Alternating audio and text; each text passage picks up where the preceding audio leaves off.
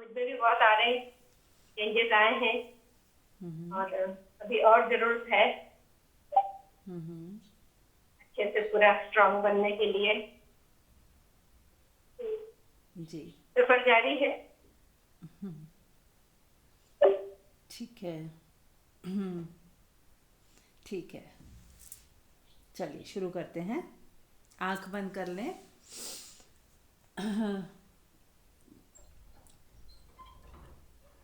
जब हम आंख बंद करते हैं तो अपने को महसूस करते हैं, खुद को महसूस करते हैं। और खुद को महसूस करना यानी कि खुदा को महसूस करना।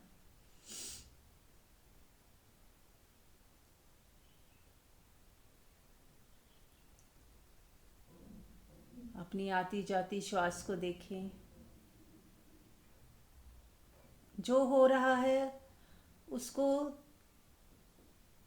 महसूस करें, देखें, जानें। इस पल में हो जाएं, पूरे इस पल में हो जाना है। जो दिखाई दे रहा है उसे देखना है, जो सुनाई दे रहा है उसे सुनना है, बिना विरोध के, बिना जज किए, कोई जजमेंट नहीं।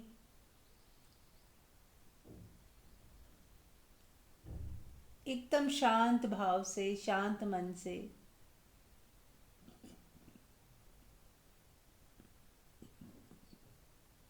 कुछ समय के लिए सारी आपाधापी खत्म। जो भी मन में चल रहा था सब हटा दें। कि 1 घंटे बाद सोचेंगे, 1 घंटे बाद उसका फिर से मनन चिंतन करेंगे, लेकिन अभी 1 घंटा शांत रहना है, मौन रहना है, चुप हो जाना है, अपने साथ हो जाना है, सब भूल कर, सब कुछ छोड़कर। मन की जो आपाधापी है, ऐसा करना है वैसा करना है, इन सबको भी छोड़ दो। बस खाली हो जाओ, शांत हो जाओ।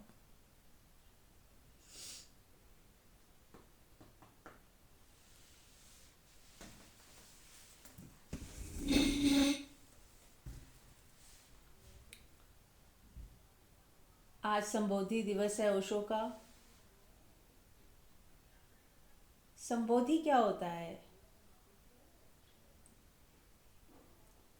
जब कोई व्यक्ति पूरी तरह जागृत हो जाता है, पूरी तरह स्वयं प्रकाश रूप हो जाता है, तो उसे संबोधि दिवस कहते हैं।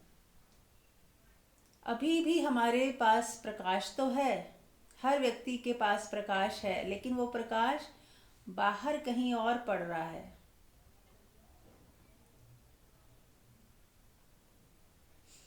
किसी दूसरे के साथ कहीं और, भविष्य में, पास्ट में बिखरा हुआ है।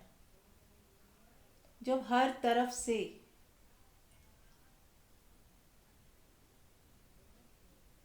हर तरफ की जो ऊर्जा बिखरी हुई है, हर तरफ का प्रकाश जो बिखरा हुआ है, वो वापिस आ जाता है, अपने पे ही आ जाता है। जब हम स्वयं स्वयं से प्रकाशित होते हैं तो वो है एनलाइटेंड। एनलाइटनमेंट डे कह सकते हैं, जिस दिन ये शुरुआत हुई हो किसी भी व्यक्ति की, कि जब वो पूरी तरह से अपने में, अपने प्रकाश में ठहर जाए, रुक जाए, शांत हो जाए। पल दो पल के लिए सभी हो जाते हैं, लेकिन हमेशा के लिए वो प्रकाश में ही हो जाए।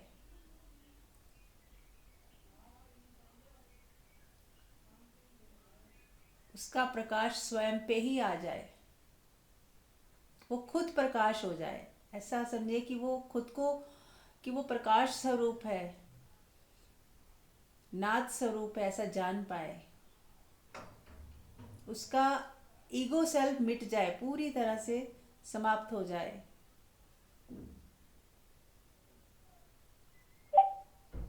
मैं का भाव, जो मैं का ईगो वाला भाव होता है, वो समाप्त हो जाता है।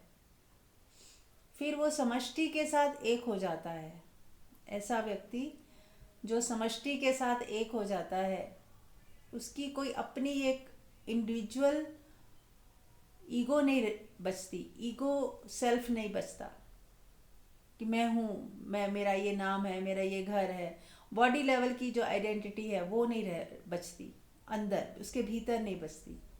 अब वो खुद को सिर्फ शरीर करके नहीं देखता, वो सबसे जुड़ा हुआ अनुभव करता है।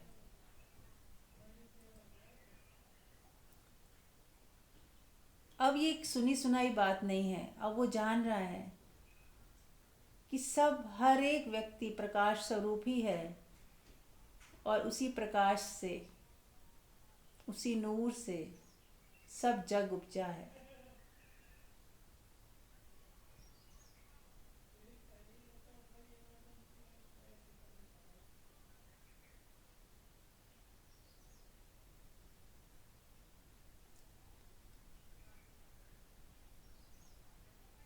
जिसे नानक ने बोला, अव्वल अल्लाह नूर पाया, कुदरत दे सब बंदे, एक नूर ते सब जग उपजा, कौन भले कौन मंदे। सब जग उसी से उपजा है, चाहे हम इसको अच्छा बोलते हैं बुरा बोलते हैं, हर एक व्यक्ति उसी से ही पैदा हुआ है। तो कहीं पे भी भेदभाव का सवाल ही नहीं है। जैसे एक ही सोने के सभी आभूषण हो, तो कहाँ फर्क है फिर? सुनार के लिए तो वो सोना ही है, चाहे वो अंगूठी हो या कान की बाली, चाहे वो पैरों में पहनने वाली बिछिया हो, सुनार के लिए वो सिर्फ सोना है। ऐसे ही हर व्यक्ति है तो परमात्मा ही, भेद है तो बहुत ऊपरी। हम किसी को अच्छा कह देते हैं, बुरा कह देते हैं, छोटा या बड़ा, धन से तौलते हैं कि इसके पास कम है धन, तो गरीब है तो छोटा है, हैसियत नहीं है इसकी। तो जब इस तरह की बातें जब हमारे दिमाग में चलती हैं, तो हम एक मनुष्य के तल पे ही जी रहे हैं। और जिस दिन ये सब मिट जाए और हम खुद स्वयं भी प्रकाशित हो जाएं और देख पाएं कि हर व्यक्ति उसी नूर से ही पैदा हुआ है, तो फिर बात बन जाती है। फिर सारे भेदभाव समाप्त हो जाते हैं। फिर वो एक वननेस की फीलिंग आती है कि हम सब एक ही हैं। ऊपर ऊपर से अलग होते हुए भी सब एक ही हैं। जैसे एक माला है, उसके अलग अलग फूलों को एक धागा जो है, एक ही सूत्र ने पिरोया हुआ है, ऐसे ही हम सब एक ही धागे से जुड़े हुए हैं। एक ही धागा है हम सब के भीतर, एक ही प्रकाश है हम सब के अंदर, जिससे कि हम बोलते हैं, खाते हैं, पीते हैं, चलते हैं, सोचते हैं, समझते हैं, रोते हैं, हंसते हैं। एक ही ऊर्जा है, उसके अलग अलग यूजेस हैं। कोई बुराई में यूज़ कर लेता है, कोई अच्छाई में यूज़ कर लेता है, कोई अच्छी बात बोल देता है, कोई खराब बोल देता है, कोई गाली दे देता है। ऊर्जा एक ही है। उसी ऊर्जा से कोई घृणा करता है तो कोई प्रेम कर लेता है, कोई दूरी बना लेता है, कोई नज़दीकी बना देता है। वही ऊर्जा है। तो उस ऊर्जा का कैसे हम सदुपयोग करें, ये हमारे हाथ में है। स्थितियां परिस्थितियां जैसी भी हों, सामने वाले ने जैसा भी व्यवहार किया हो, हमें ये तय करना है कि हमें कैसा व्यवहार करना है। हम उस ऊर्जा का क्या इस्तेमाल करें, वो हमारे हाथ में है।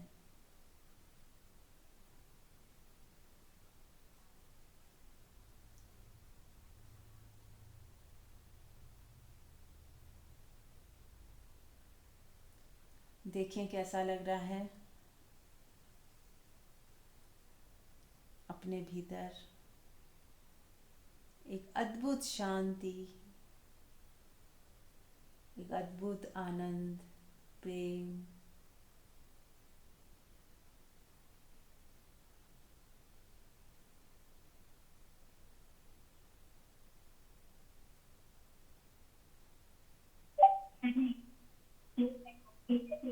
म्यूट कर लें, अमिता जी म्यूट करें।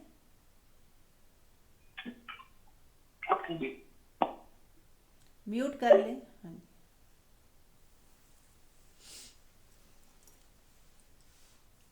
देखें कैसा महसूस हो रहा है। अपार शांति, आनंद, यदि हमें एक शांति ठहराव जैसा भी महसूस हो तो वो भी बहुत अद्भुत है।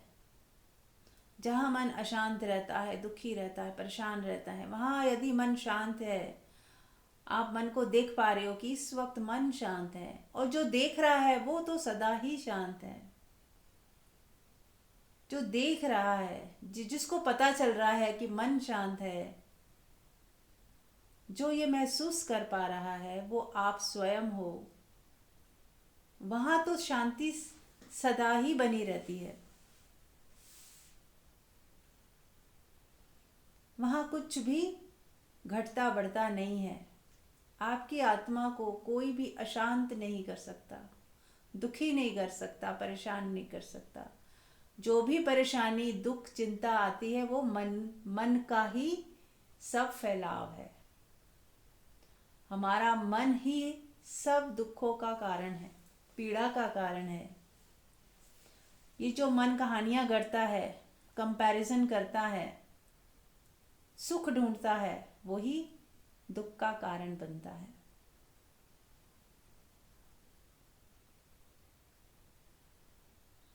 यदि कोई व्यक्ति हर हाल में आत्मा में ही टिका रहे, मन को बोलने ही ना दे, मन को सोचने ही ना दे, मन को कंपैरिजन करने ही ना दे, मन को कहानियां गढ़ने ही ना दे, तो वो व्यक्ति सदा सुखी रहेगा। जैसे वो कहते हैं ना, फकीर होते हैं। उनको क्यों फकीर बोला? क्योंकि वो, उनको फिक्र नहीं है, इसीलिए वो फकीर हैं। तो जिसको कोई फिक्र ना हो, हर हाल में जो खुश हो, जैसी मर्जी परिस्थिति है, उसे कुछ लेना देना ही नहीं, कुछ चाहिए ही नहीं। जो मिल जाएगा स्वीकार है, नहीं मिलेगा तो स्वीकार है, कुछ छिन जाएगा तो स्वीकार है, कुछ आ जाएगा तो स्वीकार है, कोई गाली दे देगा तो स्वीकार है, कोई बढ़ाई कर देगा तो स्वीकार है।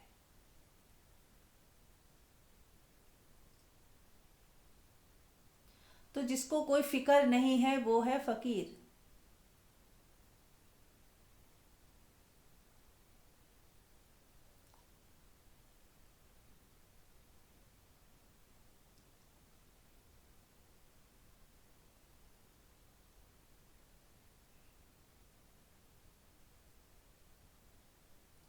यही फकीर और भिखारी में फर्क है। देखने में दोनों ही लग रहा है कि दोनों मांग रहे हैं। एक भिखारी भी मांग रहा है और एक फकीर भी मांगता है, भिक्षा लेता है। फर्क क्या है?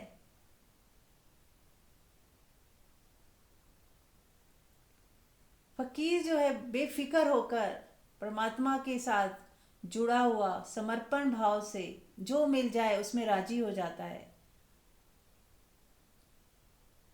और एक भिखारी है, वो सिर्फ शरीर के तल पे ही है। वो, उसको सिर्फ अपना पेट भरना है और किसी भी तरह से पेट भरना है। उसके अंदर वासना है और वो कामचोर भी है, तभी भिखारी है। उसको काम नहीं करना चाहता। एक फकीर जो है वो मस्त है, वो काम यदि नहीं भी कर रहा है लेकिन वो किसी से मांग नहीं रहा।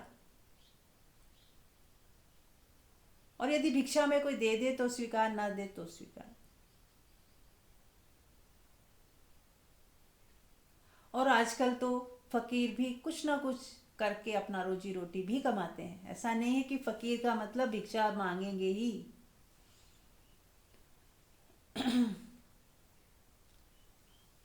तो जो हर हाल में खुश है, बात इतनी है कि जो हर हाल में खुश है, कर्म करना पड़े तो कर्म करने में भी खुश है, राजी है वो। और बिना कर्म के भी रह सकता है, अगर कुछ बिना खाए भी वो रह सकता है, बिना पहने भी वो रह सकता है। उसको, वो हर हाल में उसने स्वीकार भाव है,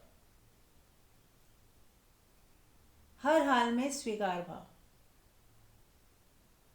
यदि ऐसा हमारे भीतर भी हो जाए सबके, तो कोई चिंता है ही नहीं फिर। जो है उसकी रजा है, जो तेरी रजा मैं उसमें राजी। जो मिल जाए उसमें खुश हो जाना, जो नहीं मिला उसकी बात ही नहीं करनी। जो मिल जाए, जितना मिल जाए वही हमारे हिस्से का था, वही प्रसाद रूप में हमें मिला है। हम उसमें राजी हैं।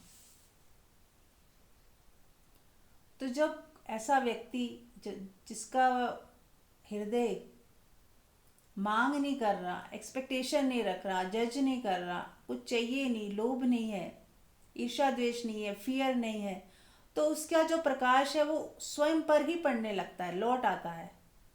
जो बाहर पड़ रहा था अब स्वयं पे आ जाता है, तो वो स्वयं में ही प्रकाशित रहता है।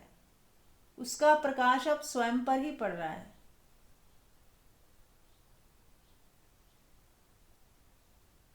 अब दूसरे की चिंता नहीं, दूसरे की बात नहीं, बस परमात्मा मैं हूं का भी भाव नहीं। अब परमात्मा ही परमात्मा है। जहां मैं हूं भी खत्म हो जाता है और मैं नहीं हूं भी खत्म हो जाता है। कोई भाव ही नहीं है, कोई कहने वाला ही नहीं बचा कि मैं हूं या मैं नहीं हूं। केवल प्रकाश, केवल उपस्थिति। यदि आप मेरे साथ ऐसा महसूस कर पा रहे हो तो आप अपनी आत्मा में हो इस वक्त।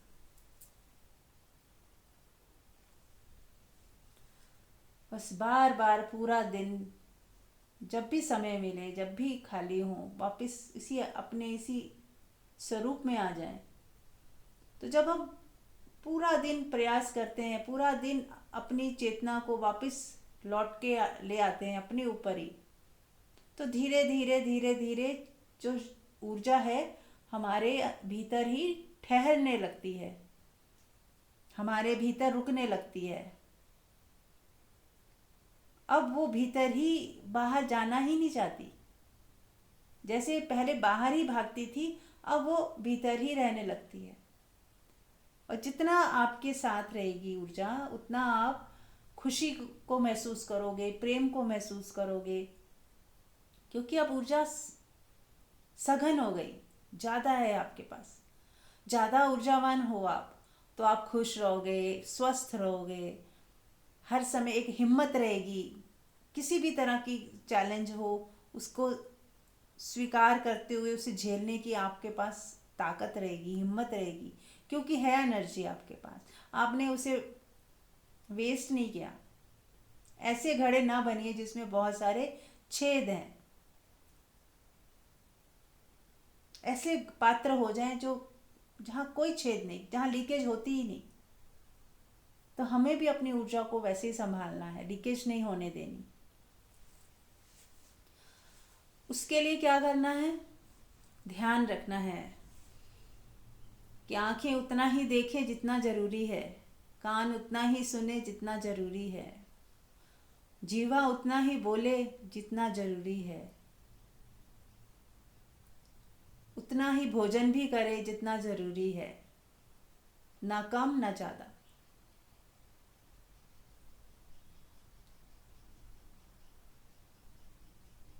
जितना सर्वाइवल के लिए जरूरी है बस उतना इंद्रियों का प्रयोग किया और वापस अपनी आत्मा में आ गए। फिर वापस अपनी आत्मा में आ गए। ये कथा कहानियाँ, फियर, ऐसा हो जाएगा, वैसा हो जाएगा, ऐसा ना हो जाए, इन सब से आपको मुक्त हो जाना है, फ्री हो जाए कि जब अभी हुआ तो नहीं, जब होगा तब देखेंगे, जब वक्त आएगा तब देखेंगे। आज क्या करना है? आज के पल को जिए। कल के लिए जो यूज़फुल है, आज काम करना है तो वो भी करें, लेकिन चिंता ना करें। फियर, चिंता, डर, इसको यदि आप हटा देंगे कि जब जो होगा तब देखेंगे, जैसा होगा तब देखेंगे, आज यदि मुझे कुछ करना है हम करेंगे, लेकिन हंसते हुए, मुस्कुराते हुए, मज़ा लेते हुए, जीने का मज़ा लेते हुए।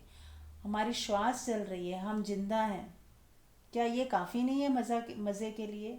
ऐसे भी कई लोग होंगे जिनकी आज मृत्यु हो चुकी होगी, एक श्वास आई दूसरी नहीं आई होगी।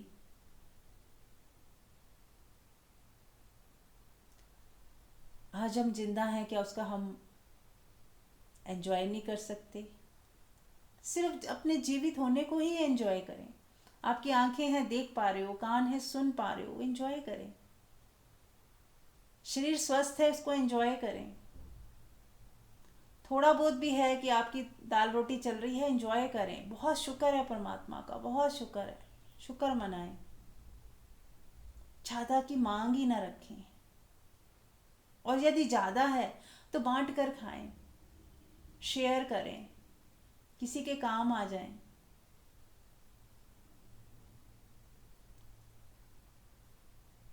जितना हम दूसरों के काम आएंगे, जितना हम दूसरों की हेल्प कर सकते हैं करेंगे, जिसमें हमारी खुशी बढ़ेगी। आप देखोगे, छोटा सा भी आपने कोई हेल्प करी किसी की, आपको एक अंदर बहुत अच्छा फील होता है। और कोई ऐसा काम जो आप कर सकते थे नहीं कर किया, मन की कोई चालाकी आ गई बीच में, तो अच्छा नहीं फील होता। नहीं तो करते हैं, लेकिन कहीं ना कहीं मन उदास भी हो जाता है, श्रिंक हो जाती है, ऊर्जा श्रिंक हो जाती है। और जब हम कुछ कर पाते हैं तो ऊर्जा फैलती है, खुश होती है। जैसे हमने खुद को ही इनाम दे दिया हो, खुद को ही हम रिवॉर्ड देते हैं। तो इसलिए जितना हो सके शेयर करना है, सेवा भाव में रहना है, खुश रहना है। अपना सबसे पहले अपनी सेवा करें, उसके बाद जितना वक्त हो, जितना कैपेसिटी हो, जितना जितना आप कर पाओ, दूसरों की सेवा करें, दूसरों के काम आए। चलिए, कोई प्रश्न है आप सबका? किसी का भी हो बताएं, कैसा फील हो रहा है? Anything you can share, you can ask.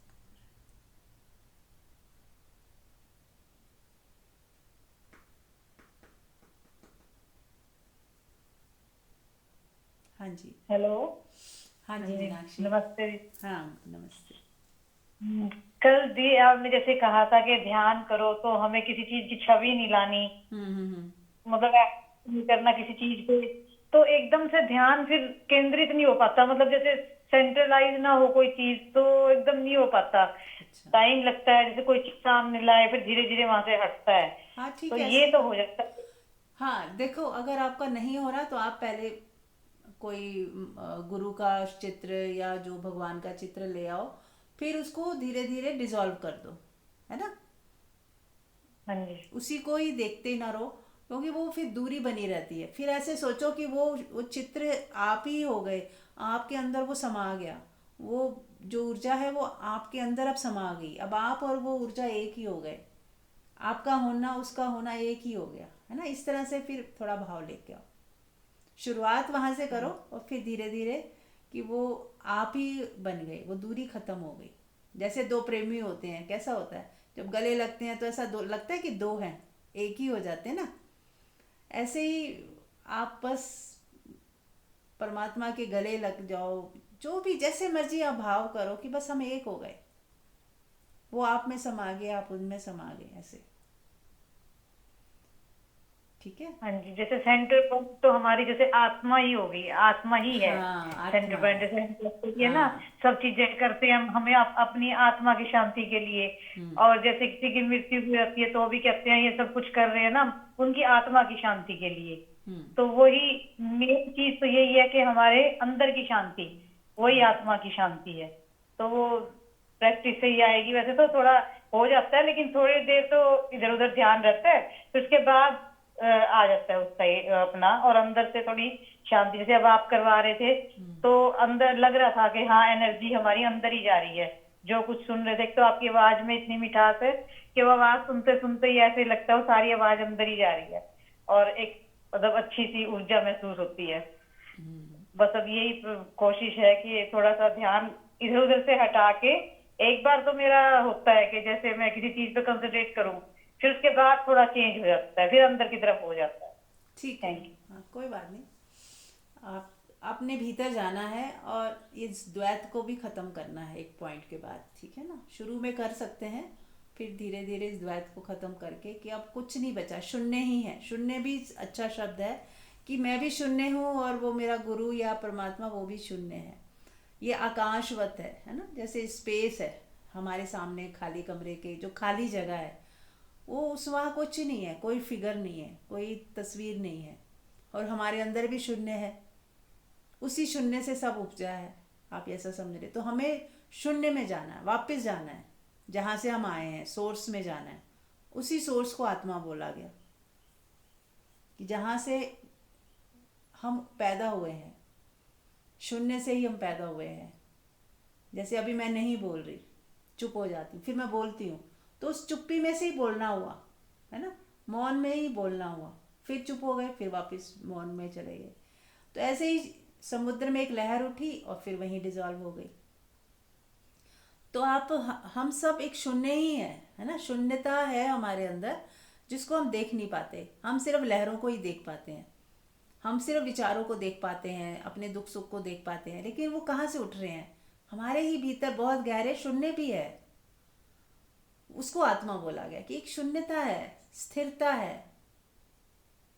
जब आप गहरी नींद में होते हो तो उसी शून्य में ही हो जाते हो, स्थिर हो जाते हो, शांत हो जाते हो। अभी थोड़ी देर के लिए हम चुप हुए तो हम शून्य को फील महसूस कर पा रहे हैं, कि कोई विचार नहीं, कहीं हलचल नहीं, शून्य है, खाली है। यानी कि ऑफ हो गया, सब कुछ ऑफ हो गया, लेकिन फिर भी कुछ बचा है जो शून्य है। फिर हमने ऑन किया, बोलना शुरू किया, देखना शुरू किया, कुछ सोचना शुरू किया, तो क्या हुआ? फिर से लहरें उठनी शुरू होगी, उसी शून्य के ऊपर ही लहरें उठी। अब हम मौन हो गए, चुप हो गए, सोचना बंद, बोलना बंद, देखना बंद, सुनना बंद, सब बंद कर दो। अब सारी इंद्रियां बंद कर दी, तो क्या बचा? शून्य, खालीपन। इस खालीपन को शून्य कह लो। इस खालीपन से ही कुछ पैदा होता है, फिर वापस खालीपन में डिजॉल्व हो जाता है, फिर वहीं से तरंगे उठती हैं, फिर वहीं डिजॉल्व हो जाती हैं। उसी स्थिरता में से कुछ नृत्य उठता है, फिर उसी में से फिर वहीं स्थिर हो जाता है। ऐसे ही मान लो शक्ति है और शिव है ना। शिव में से ही शक्ति पैदा होती है और शक्ति जो है शिव में ही स्थिर हो जाती है। जब स्थिर हो जाती है शक्ति शिव के साथ, तो वही शिव बन जाती है। और जब वो हलचल कर रही होती है तो शक्ति को उसी को ही शक्ति बोल देते हैं। वहीं से ही पैदा हुई है, शिव में से ही निकली है, उस स्थिरता में से ही निकली है। लेकिन ये स्थिरता ऐसी है, पूर्ण है, वहां से निकलने के बावजूद भी वो घटता बढ़ता नहीं है। स्टिलनेस जो है एज इट इज बनी रहती है। ये यहाँ की सुंदरता है, इसीलिए इसे परमात्मा बोला गया। वैसे हमारे अंदर एक होता है, कुछ निकल जाए तो कम हो जाना चाहिए, लेकिन परमात्मा ऐसा है, इसमें से सब निकल रहा है लेकिन कुछ कम नहीं हो रहा, वो एज इट इज है। ऐसे हमारी आत्मा है, उसके अंदर कुछ भी घट बढ़ नहीं रहा। परमात्मा और आत्मा एक ही है, हमारे अंदर भी वही है कि ना तो कुछ घट रहा है ना कुछ बढ़ रहा है। तभी हमें हमारी उम्र बढ़ रही होती है, तो हमें ऐसा नहीं लगता कि हम बूढ़े हो रहे हैं या हमारी उम्र बढ़ रही है, क्योंकि अंदर तो सेम ही रहता है। आत्मा के अंदर कुछ फर्क पड़ ही नहीं रहा। शरीर सिर्फ, शरीर की उम्र बढ़ रही है, ऐसा कह सकते। ऐसे ही हमें किसी को नहीं लगता कि मैं मर जाऊंगा, क्योंकि आप सच में ही नहीं मरोगे। आत्मा, क्योंकि हम आत्मा हैं, हम आत्मा के तल पे ये जानते हैं कि हम कभी नहीं मरेंगे। इसलिए कितनी मर्जी हम डेथ देख लें, हम सेरेमनीज में चले जाते हैं, लेकिन फिर भी अंदर से नहीं आता कि मैं भी मरूंगा। कितना ही याद कर लें कि हाँ मृत्यु आनी है, ये जरूरी, ये तो आनी ही आनी है, वो शरीर की आनी है ना, हमारी मृत्यु होती ही नहीं। इसीलिए हमें अंदर से हमेशा यही फील रखता है, लगा है, हमेशा सबको लगता है कि वो सदा है, सदा रहेगा।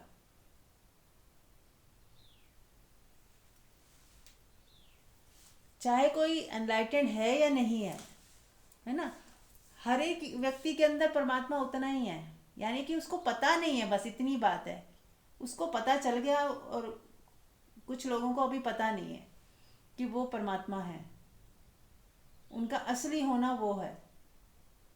हम बस भूल क्या हुई है कि संसारिक व्यक्ति हम उसे कहते हैं जो ये भूला बैठा है, अज्ञान है, और अपने शरीर को ही अपना होना मान लिया, जिसने अपने मन बुद्धि को अपना होना मान लिया, सिर्फ अपने परिवार को ही अपना सब कुछ मान लिया, जबकि वो इससे परे कुछ है।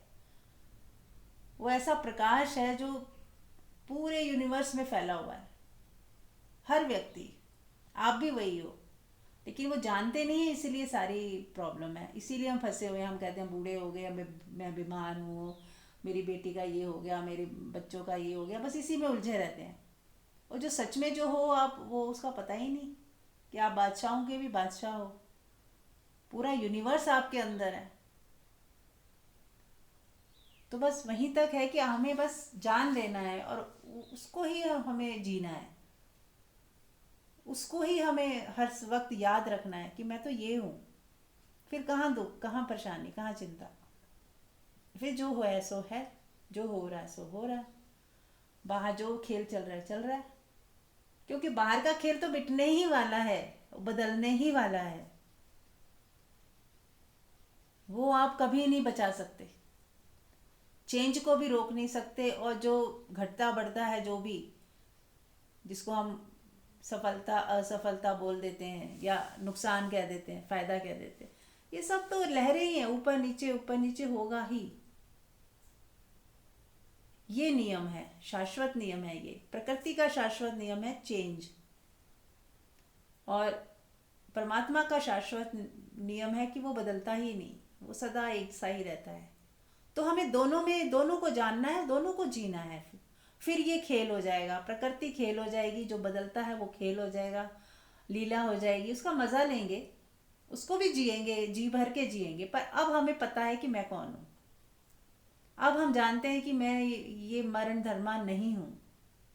ये जो भी परिवार है, संबंध है, ये सब नश्वर हैं। आज हैं, कल नहीं हो जाएंगे। आज ये हम बहुत खुश है मुझसे, कल नाराज हो जाएंगे। आज कोई नाराज है, कल फिर से खुश हो जाएगा, कुछ भी हो सकता है। आज पैसे हैं, कल हो सकता ना हो। आज नहीं है पैसे, कल हो सकता आप अमीर हो जाओ। कुछ भी हो सकता है। तो ये सब तो खेल ही है, इसको खेल को खेल की तरह देखें। और जो व्यक्ति आत्मा में है, जहाँ दुख सुख टच भी नहीं करता, जहाँ कुछ घटता बढ़ता ही नहीं, तो वहाँ पे जब हम जीते हैं तो लगता है सब कुछ तो है हमारे पास, तो बाहर कम ज़्यादा से फ़र्क ही क्या पड़ रहा है। यदि हम बाहर ही जिएंगे तो फ़र्क पड़ेगा कि अरे मेरे पास ये कम हो गया, मेरे पास ये ज़्यादा हो गया, इसने मुझे ये कर कह दिया, मान हो गया, अपमान हो गया, फिर आप उसमें इन्वॉल्व हो जाओगे, होना ही पड़ेगा। तो जो व्यक्ति अपने स्वरूप को नहीं जानता है, नहीं जीता है उसमें, तो फिर वो दुखी होगा ही। वो मन के ही लेवल में जिएगा।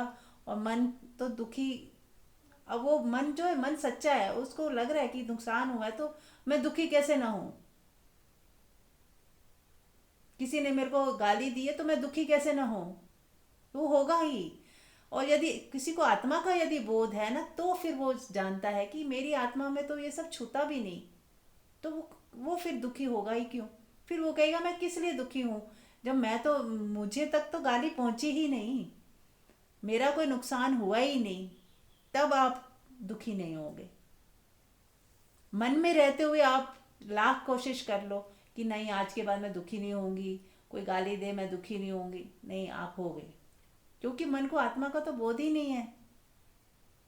जब आत्मा का बोध होगा तो मन जो है वो कमज़ोर पड़ जाएगा। मन की ताकत, जो मन के डर सब खत्म हो जाएंगे, मन ही नहीं बचेगा। मन ही नहीं बचेगा, आप समझो मन डिजॉल्व हो जाएगा, 80-90% डिजॉल्व हो जाएगा। थोड़ा सा बचेगा आपकी गुलामी, आपका वो हुक्म मानेगा। वो मन आपको डराएगा नहीं, डरेगा भी नहीं, क्योंकि मन भी जान जाएगा कि अब आत्मा है, मैं तो बस दास हूँ, मेरा तो छोटा सा रोल है बस। तो मन भी सहयोगी हो जाता है।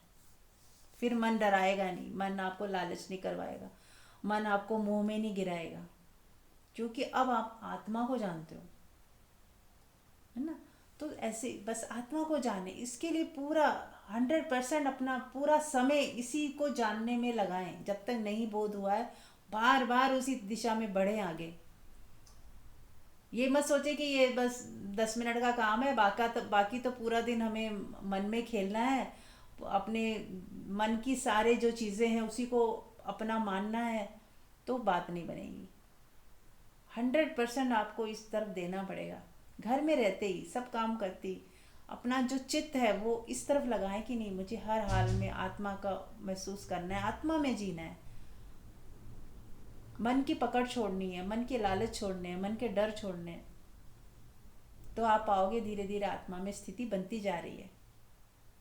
अब पहले से डर कम हो रहा है, या डर लग ही नहीं रहा अब, क्योंकि आत्मा में तो डर है ही नहीं, है ना। चलिए, और कोई कुछ पूछना चाहता है?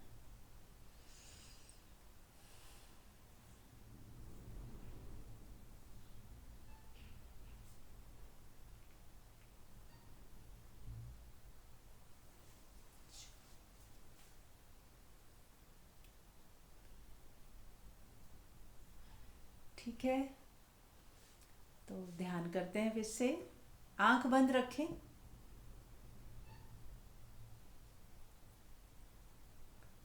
और अपनी आत्मा को महसूस करें जो आपके पास सदा है। हम ये सोचते हैं आत्मा कहाँ से आएगी, कुछ करने के बाद आएगी, है ना। ऐसा मन में प्रश्न उठता है कि हम क्या करें कि आत्मा में चले जाएं, आत्मा को जान लें। आत्मा हमेशा आपके साथ है।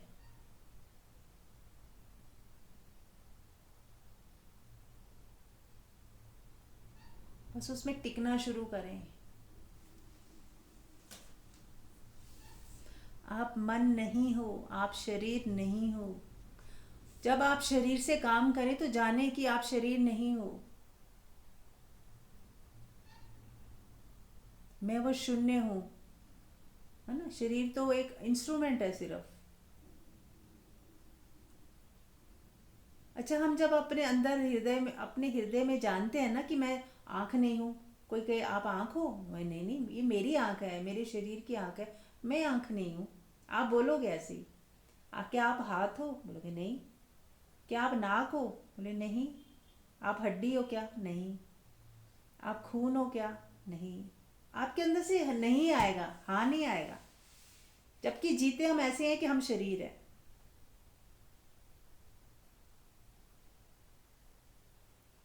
भीतर से आप जानते हो कि मैं तो खून नहीं हूँ, मैं तो ये हड्डी थोड़ी हूँ, मैं पैर थोड़ी हूँ सिर्फ कि ये पैर हिल रहा है ये मैं हूँ। मैं तो देख रहा हूँ पैर हिल रहा है मेरे शरीर का, तो मैं ये शरीर कैसे हो सकता हूँ? जिसको भी आप देख सकते हो वो आप कैसे हो सकते हो? फिर मैं विचारों को भी देख रहा हूँ, तो विचार भी मैं नहीं हूँ।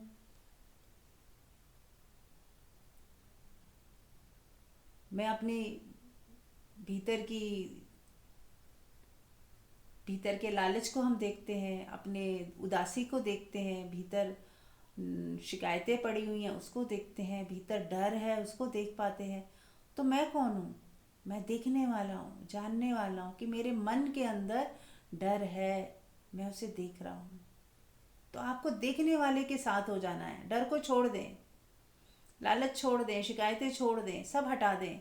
देख कौन रहा है, किसको पता चल रहा है, वहाँ आ जाएं।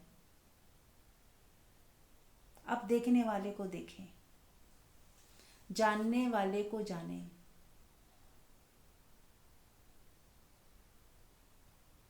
थोड़ी देर के लिए मुक्त हो जाएं, हर चीज़ से मुक्त हो जाएं, हर सोच से मुक्त हो जाएं। जानने वाले को जानें, देखने वाले को देखें।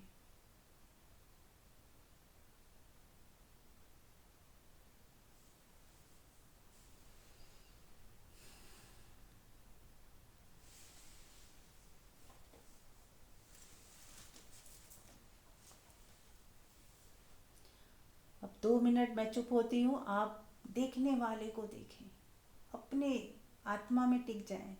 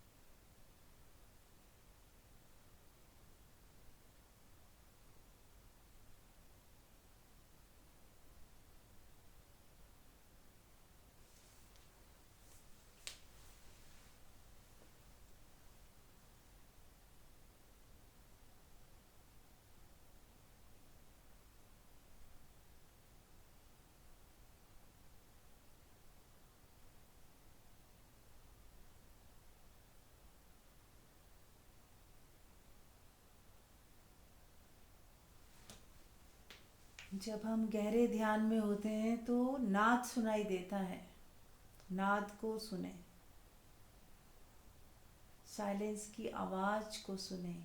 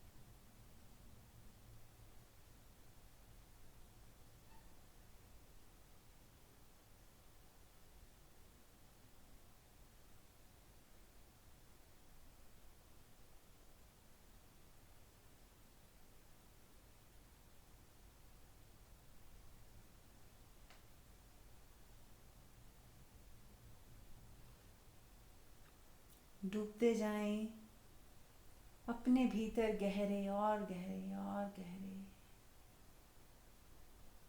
अपनी ही गहराइयों में अपने साथ, अपने होने का स्वाद लें।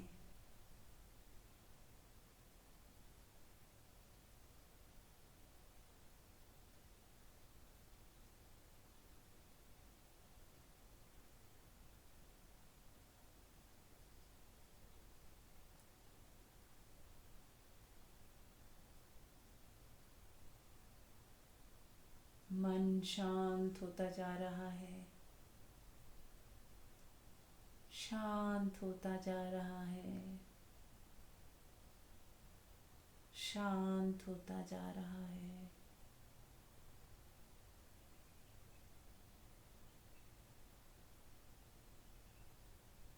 श्वास भी रुक गई है, थम गई है, ठहर गई है,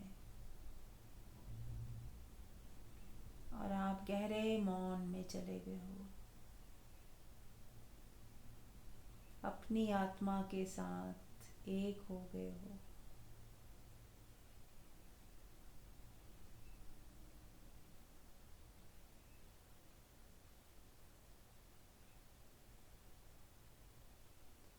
ऐसी अद्भुत शांति है जहाँ न तू है न मैं, न तेरा न मेरा,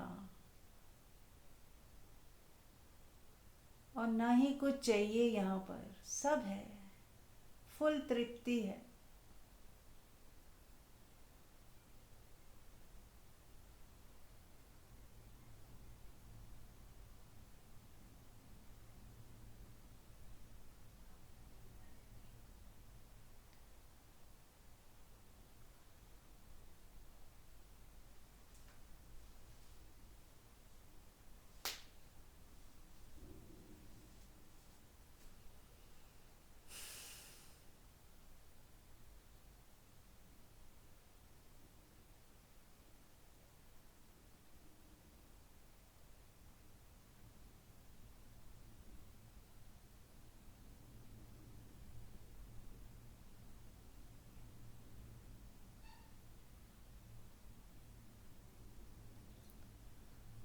जो है जैसा है स्वीकार है, सब कुछ स्वीकार है, सब कुछ स्वीकार है, सब कुछ स्वीकार है,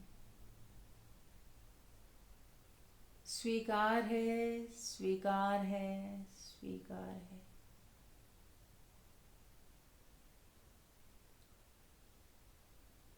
तेरी मर्जी पूरी हो, तेरी मर्जी पूरी हो।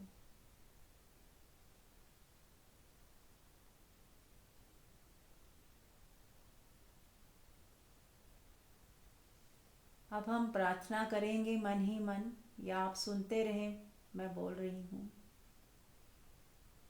महसूस करें कि जितने भी गुरुजन हैं इस अस्तित्व में,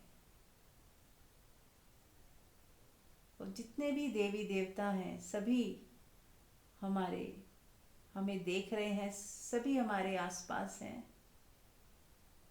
और आपका एक कनेक्शन उनसे जुड़ा हुआ है।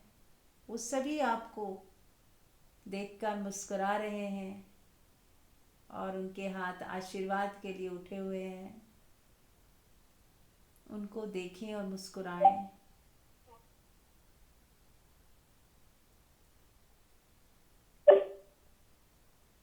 उनको देखकर मुस्कुराएं और म्यूट कर लें नीलम जी। उनको सॉरी जी, सॉरी। It's okay. उनको देखें, जो भी गुरुजन देवी देवता आपके आसपास आपको महसूस हो रहे हैं, आपको आशीर्वाद दे रहे हैं। आप चाहें तो अपने मन की बात उनसे बोल सकते हैं। इस वक्त सभी आपको सुन रहे हैं। आपके हृदय में कोई परेशानी है, चिंता है, कोई भी बात है, आप उन्हें बता दीजिए। हालांकि वो सब जानते हैं, आप नहीं कहेंगे तो भी वो आपके बारे में सब जानते हैं। फिर भी आप जो कहना चाहते हैं कहिए।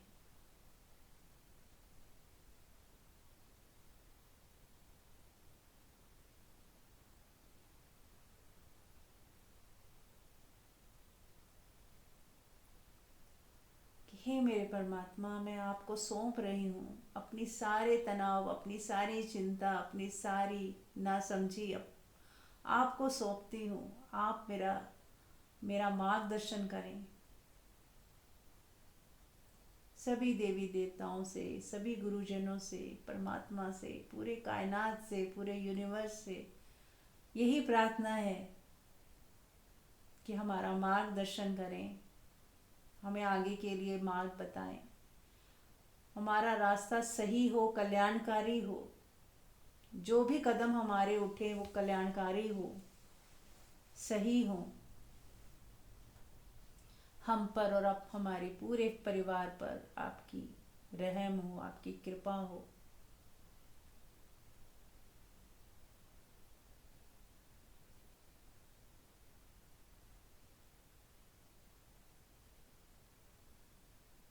महसूस करें उस ऊर्जा को।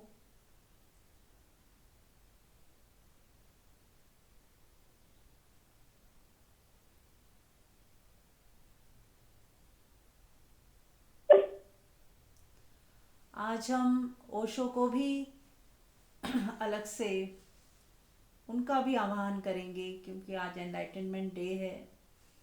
तो सदगुरु ओशो, उनकी प्रेजेंस को महसूस करेंगे कि वो हमारे सामने हैं।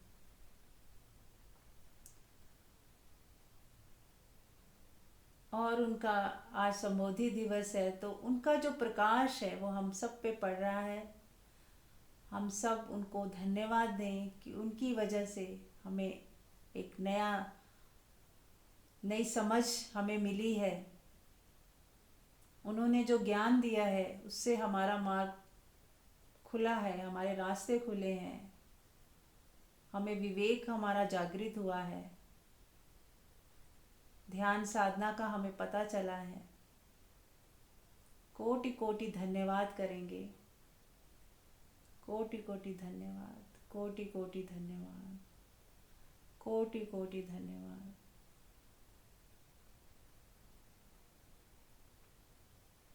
चाहें तो उनके पैर छू सकते हैं मन ही मन, उनके गले भी लग सकते हैं, उनका आशीर्वाद ले सकते हैं। जैसा आपका भाव हो वैसा करें और उनका आशीर्वाद पाएं। जैसे कि वो मुस्कुरा रहे हैं और आपको खूब सारे आशीर्वाद दे रहे हैं।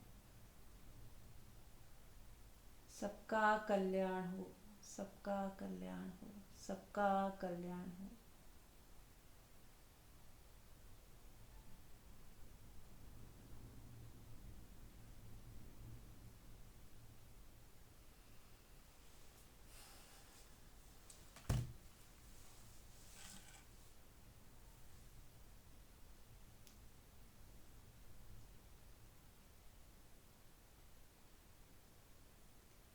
जैसे ओशो संदेश दे रहे हैं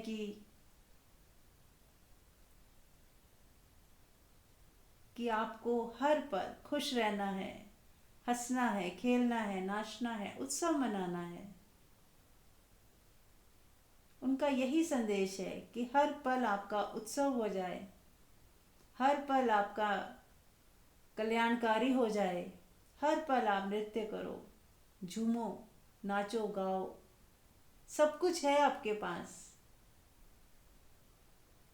बहुत सारी वजहें हैं जिनके लिए आप नाच सकते हो, थैंकफुल हो सकते हो, खुश हो सकते हो, एंजॉय कर सकते हो। परमात्मा पे भरोसा रखो। परमात्मा सदा कल्याणकारी है, वो कल्याण ही करता है।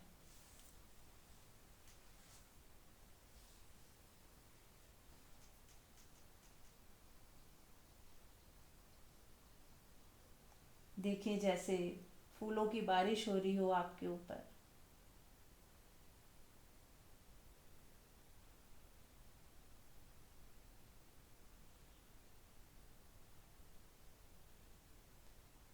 उनकी ब्लेसिंग्स मिल रही हैं और सभी खुश हैं। सभी देवी देवता, सभी गुरुजन, आपकी आत्मा, आपकी आत्मा और ओशो की आत्मा भी एक ही है, दो नहीं है।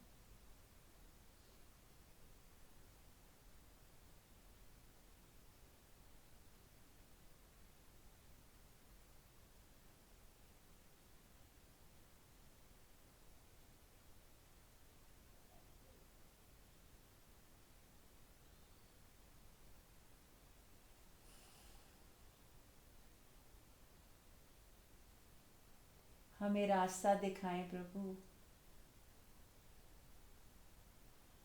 हमें रास्ता दिखाएं, मुक्ति का मार्ग हमें प्रशस्त करें, मुक्ति का मार्ग हमें दिखाएं, हमारी भूलों को क्षमा करें,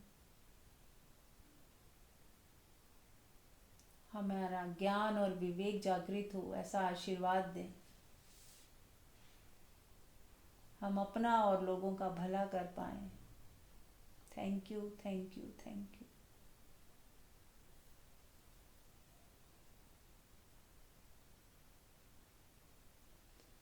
अब इसी शून्य अवस्था में, इसी प्रेम में पड़े रहें, बने रहें थोड़ी देर और पीते रहें इस अमृत को। Thank you so much. कल मिलते हैं।